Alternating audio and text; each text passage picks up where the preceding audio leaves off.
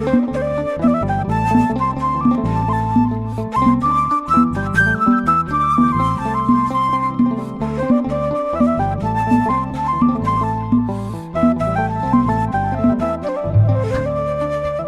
እንደምን አላችሁ? እንደምን ቆያችሁ? ውድ የኖህ መርከብ ሚዲያ ቤተሰቦች እግዚአብሔር አምላክ በድጋሚ ስላገናኘን ስሙ ይክበር ይመስገን። ትንሽ ቅዝቃዜ እና ትንሽ ጉንፋን ነገር ይመስለኛል፣ ግን ድምፄን ትንሽ ቀይሮታልና ያው ለድምፅ ጥራቱ ከወዲሁ ይቅርታ ማለት ወዳለሁ። ያው ተፈጥሯዊ ነገር ስለሆነ ማለት ነው። ይሄንን ካልኩኝ አሁን ላይ እንደ ዓለም አቀፍ የምናያቸው በጣም ብዙ ቀውሶች አሉ። በጣም ብዙ ቀውሶችን እንመለከታለን እና እነዚህ ሁሉ የምን ምልክት ናቸው? ምንድነው የሚያመላክቱት የሚለውን ነገር መነሻ አድርገን ዛሬ ቆይታ እንድናደርግ ስለፈለግኩ ነው ይሄንን ፕሮግራም ላዘጋጀው ወደድኩትና ያው እኔ በግሌ ፐርሰናሊ ግን የዩቲዩብ ቻናሉን ከከፈትኩት ሰዓት ጀምሮ ያው በሚፈለገው ልክ ባይሄድም እንኳን ቅሉ ማለት ነው ለተወሰኑ እህቶች ወንድሞችም ቢሆን ስለ አዲስ ዓለም ስርዓት ዓላማ አጀንዳ የመጨረሻው ግቡ ምን እንደሆነ መነሻ ያደረኩኝ እየተናገርኩ ነው። እንግዲህ ይሄ ትንቢት አይደለም፣ ነብይ አይደለሁም፣ መቼም እንግዲህ ጠንቋይ አይደለሁም። ግን የተናገርናቸው ነገሮች እኔንና ሌሎች መሰል ብዙዎች ወንድሞች ስለ አዲስ ዓለም ስርዓት የሚናገሯቸው ነገሮች ፕራክቲካሊ አሁን ምድራችን ላይ እየሆኑ ያሉት ሁኔታዎች ክስተቶችን ስንመለከት በደንብ ማረጋገጫ የሚሆኑ ናቸው ነው ባጭሩ። በመጀመሪያ ደረጃ ምድራችን ላይ ያለው መንፈሳዊ ጦርነት ነው። ይሄን ወቁ። ሰዎች ፖለቲካ ዴፊኒሽን አንስተው እንደዚህ ነው ምናምን ብለው ሌላ ነገር ሊሰጡ ይችላሉ። መንፈሳዊ ጦርነት ማለት ነው ባጭሩ የመጨረሻው ዘመን ላይ የሚመጣውን ዲያብሎሳዊ መንግስት እና በእግዚአብሔር በኩል ያለውን መንፈሳዊ ኃይል ሁለቱ ነው እየተፋለሙ ያሉት አሁን ምድራችን ላይ። የመፋለሚያ ሚዲያቸው ምድራችን ናት። የሚሰጡ አናሊሲስቶች አሉ በፖለቲከኞች ዘንድ ኢኮኖሚካሊ፣ የፖለቲካ፣ የአይዲዮሎጂ፣ የርዕዮተ ዓለም ልዩነት እንደዚህ ብለው ብዙ ሰዎች የተለያየ ስም ሊሰጡ ይችላሉ። እሱ ከቨር ነው። ዋናው ታርጌቱ ግን የመጨረሻው ግቡ ሐሳዊ መሲን ከማንገስና ካለማንገስ ጋር የሚደረግ ጦርነት ነው። ይሄንን መረዳት አለብን።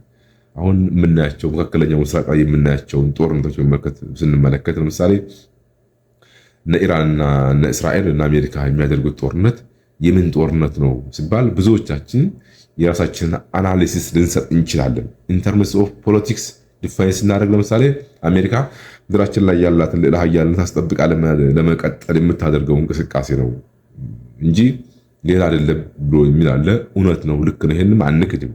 ምን ማለት ነው ባጭሩ የአሜሪካ አሁን ላይ በኢራን ላይ የምታደርገው ዘመቻ ኢራን አይደለም መምታት የምትፈልገው በዋናነት ነው፣ ቻይናን ነው፣ ሩሲያን ነው። በዋናነት የዓለማችን ሁለተኛው የዓለም ኢኮኖሚ ግዙፍ ኢኮኖሚ በቻይና እጅ ነው ያለው አይደለ? እሷ ደግሞ ቻይና ደግሞ በዚህ ከቀጠለች የምድራችን ልዕለ ኃያል ትሆናለች ነው። በፖለቲካዊ፣ በፋይናንሱ፣ በወታደራዊ፣ በቴክኖሎጂው በማንኛውም ዘርፍ አሜሪካን በልጣ የምድራችን ልዕለ ኃያል ትሆናለች። ስለዚህ መጀመሪያ ምንድነው የሚባል ነገር አለ አይደለ? አህያው ቢፈሩ ዳውላው እንደሚባለው ማለት ነው። በሀገራችን ቢሄድ ቻይናን ነው መምታት የተፈለገው፣ ግን እሷን ለመምታት መጀመሪያ የቻይናን አጋሮች መምታት የሚል አናሊሲስ ብዙ የፖለቲካ ትንታኔዎች ይሰጣሉ በማንኛውም መድረክ ላይ ማለት ነው፣ በሀገር ውስጥም ከሀገር ውጭ ማለት ነው። ይሄንን አንክድም። እውነትነት የለውም እያልኳችሁ አይደለም፣ እውነትነት አለው። ለምሳሌ የምድራችን ቁጥር አንድ የተፈጥሮ ሀብት ወይም ነዳጅ ያለባት ሀገር ቬንዙዌላ ናት አይደለ? ቬንዙዌላ ላይ ምን አይነት ኦፕሬሽን ተሰርቶ የቻይናን እጅ አሜሪካ እንደቆረጠችው በቅርብ የምናውቀው ታሪክ ስለሆነ እሱም መድገም አያስፈልግም። ሁለተኛ እንግዲህ የቻይና ትልቅ ምናልባትም ቁጥር አንድ የነዳጅ አቅራቢ ሀገር ኢራን ናት። ስለዚህ ከኢራንም ቻይናን መቁረጥ ነው እጇን የሚል ሐሳብ ነው። እንግዲህ ይሄ ኢንተርምስ ኦፍ ፖለቲክስ የፖለቲካ እይታን አንስተን ስናወራ ብዙዎች የሚሰጡት ትንታኔ ይሄ ነው፣ እውነታው ነው። ስለዚህ ይሄንን እንደ አንድ አርጊውመንት አንስተን ተነጋገርን።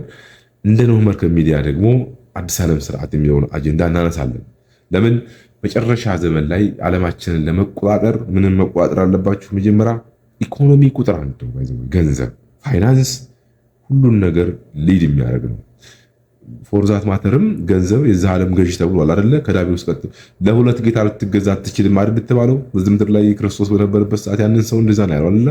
ሁለት ጌታ። አዎ ምንድነው ሀብታምን ወደ መንግስት ሰማያት ግባ ከማለት ምንድነው በመርፌ ቀዳዳ መሹለክ ይቀላል ነው አይደለ? በመርፌ ቀዳዳ ማለት እንግዲህ የማይሆን ነገር ነው አይደለ?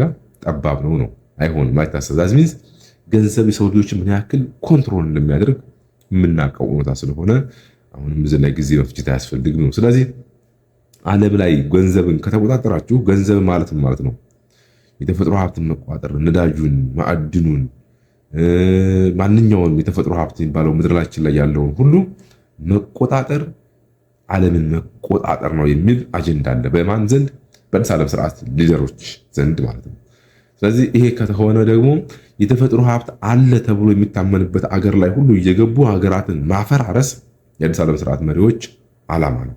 እነ ኢራቅን ብታነሱ፣ እነ ሶሪያን፣ እነ ሊቢያን፣ እነ ቬንዙዌላ አሁን የቅርብ ጊዜ ታሪካችን አሁን ላይ ኢራን ላይ የሚደረገውን ዘመቻ ስትመለከቱ የዛ ዓላማ ነው የሚሰጣቸው ሽፋን። ግን እነኛ ሀገራት ወይ ኒውክለር አላቸው ይባላሉ፣ ወይ አሸባሪ አላቸው ይባላሉ። የሆነ ስም ይሰጣቸዋል ማለት ነው። በዚህ በኩል እኔ ኢራንን ደግፌ ወይም አሜሪካን ደግፌ አይደለም እያወራኋችሁ ያለሁት።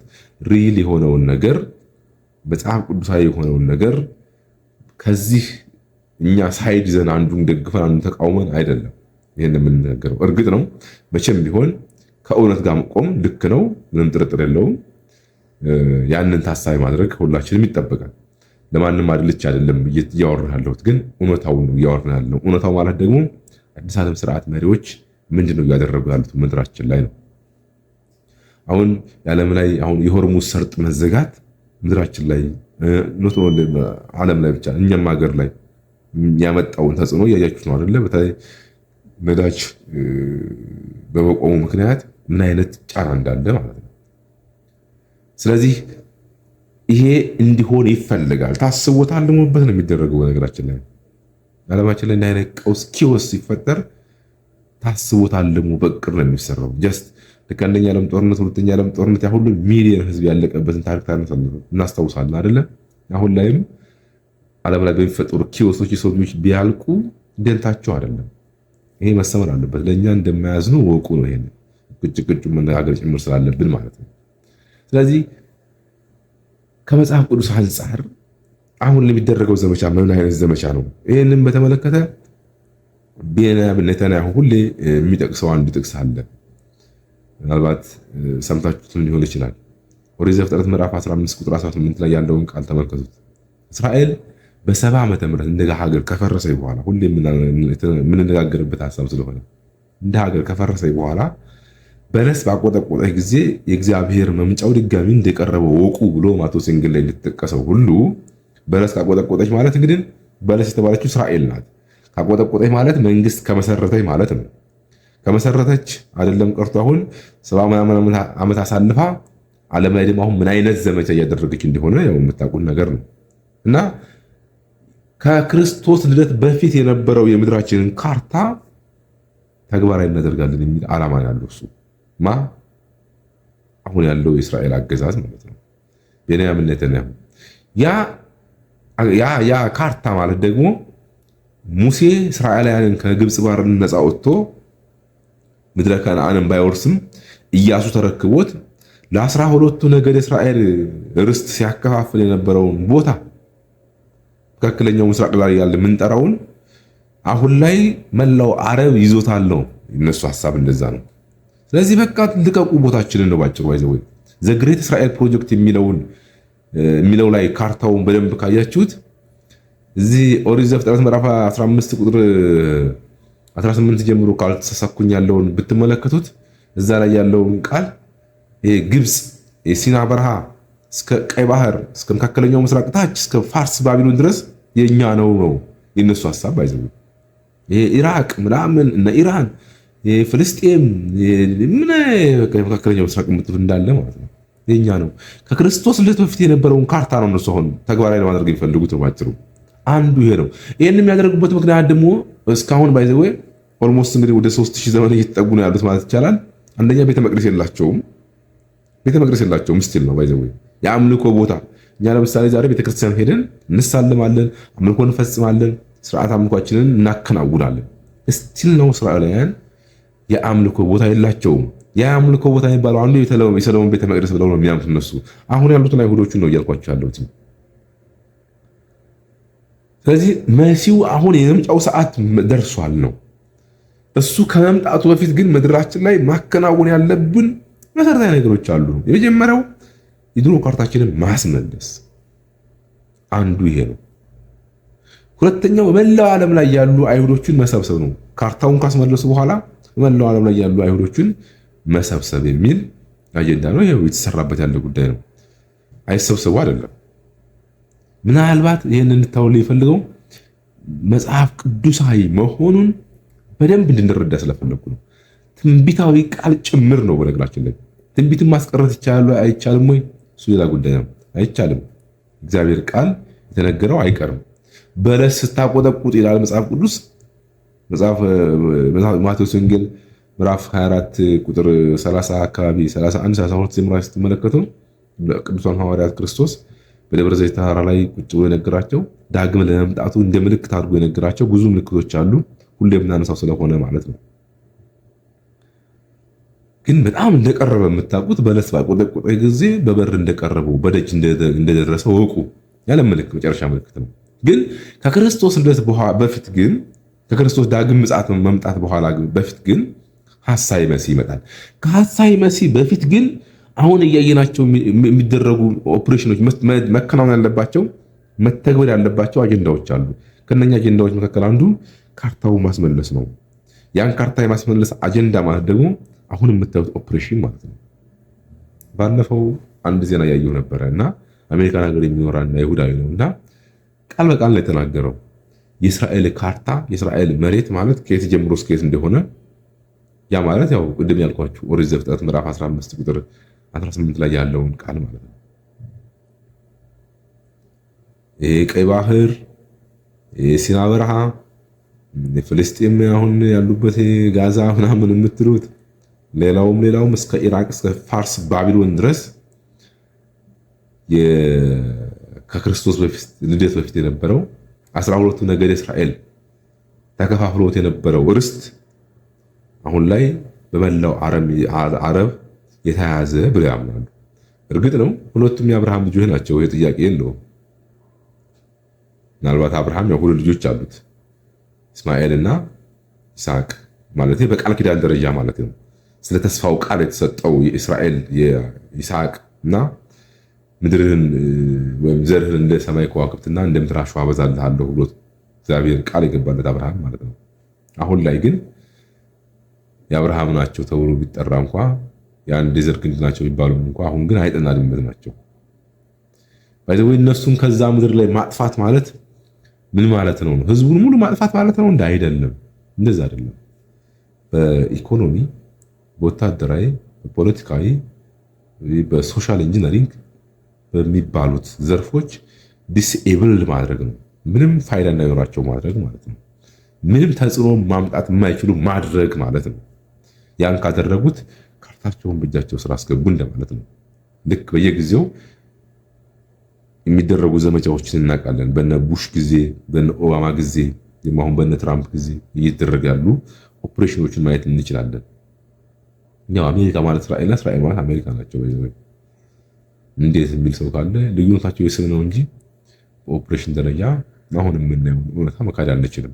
ተመሳሳይ መሆናቸው ይህን አዲስ ዓለም ስርዓት መነሻ መስራቾቹ እነማን እንደሆኑ መቼ እንደተመሰረተ እንዴት እንደተመሰረተ እያል ሁሌ ለዚህን ያክል ዓመት ስንነጋገር የነበረው አጀንዳ የተከታተላችሁት ወንድሞች አዲሳችሁ አይደለም። ስለዚህ አሁን ላይ የሚደረጉ ኦፕሬሽኖች ሐሳዌ መሲህን ከማንገስና ካለማንገስ ጋር የሚደረጉ ኦፕሬሽኖች ናቸው። እነሱ ምንድነው ብለው የሚያምኑት? ያው የመጀመሪያው ክርስቶስን የሰቀሉበትን ምክንያት ነግሬያችኋለሁ። እነሱ የሚፈልጉት የፖለቲካ ሊደር ነው። አጭሩ አይሁዶች አሁን ያሉት አይሁዶች ናቸው ማለት የድሮዎቹ አይደለም። እውነተኞቹን የክርስቶስን ተከታዮችን አይደለም። ክርስቶስን የሰቀሉት ጸሐፍት፣ ፈሪሳውያን፣ ሰዱቃን የምንላቸው ዛሬ ላይ አሁን ያሉ የነሱ የልጅ ልጆች ማለት ነው። ቤተ መቅደሱን ድጋሚ መስራት የሚፈልጉ፣ ሐሳዌ መሲህን ማንገስ ስለሚፈልጉ፣ ካርታውን ድጋሚ ማስመለስ ስለሚፈልጉ ማለት ነው። ለመናገር የአይሁዶች በዓለም ላይ መበተን መጽሐፍ ቅዱሳዊ ነው። መሰብሰብ መጽሐፍ ቅዱሳዊ ነው። ህይወታቸው ሁሉ ከእግዚአብሔር ከክርስቶስ ጋር የተገናኘ ነው። የእግዚአብሔርን ቃል ባለመፈጸማቸው ምክንያት፣ በመካዳቸው ምክንያት፣ በመስቀላቸው ምክንያት እሱም በፍርድ አደባባይ አቁመው ለሞት በማብቃታቸው ምክንያት የወሰዱት የደረሰባቸው ቁጣ በዓለም ተበትነው እንዲኖሩ ያደረጋቸው። ለ2000 ምናምን ዘመን ያክል የሮም ንጉሥ መጥቶ ቤተ መቅደሱን አፍርሶ እስራኤላውያንን ጨፍጭፎ በዓለም እንዲመተኑ አድርጎ ካርታቸውን ከምድረ ገጽ ላይ አጥፍቶ በተናቸው። ያ የሆነበት ምክንያት ደሙ በእኛና በልጆቻችን ይሁንብን ብለው በፍርድ አደባባይ ክርስቶስን ጲላጦስ አሳልፎ እንዲሰጣቸው፣ በርባንን እንዲፈቱ፣ ክርስቶስን እንዲሰቅሉ በራሳቸው አንደበት በገቡት ቃል ኪዳን መሰረት ይሄን አደረጉ። ደሙ በእኛና በልጆቻችን ይሁንብን አሉ። ምን ያህል ዋጋ እንደከፈሉ እንደ አይሁዶች ሁላችን የምናውቀው ታሪክ ነው። መጽሐፍ ቅዱሳዊ ነው። ከእግዚአብሔር ጋር የተላተሙት። ይሄ ሲሆን የዓለማችን ፖለቲካ ሴንተሩ ይሄ ነው። እንዳዘነጉ መቼም ቢሆን ይሄን እንዳዘነጉ። የዓለም ፖለቲካ ሴንተር እግዚአብሔር ክርስቶስ ነው። እንዴት አሁን አውርተን ላንጨርሰው እንችላለን? ሴንተሩ ይሄ ነው። አሁን ዓለምን እየመሩ ያሉት አይሁዶች ናቸው። ይሄን እንዳዘነጉ አይሁዶች ናቸው። አይሁዶች ሲነሱ ማን ይነሳል? ክርስቶስ ይነሳል። ክርስቶስ የሰቀሉት ማለት ነው። ለምን ሰቀሉት? እንዴት ሰቀሉት? ምን ፈልገው ሰቀሉት? ለምን አላመኑበትም? የሚሉ ጥያቄዎች ይነሳሉ።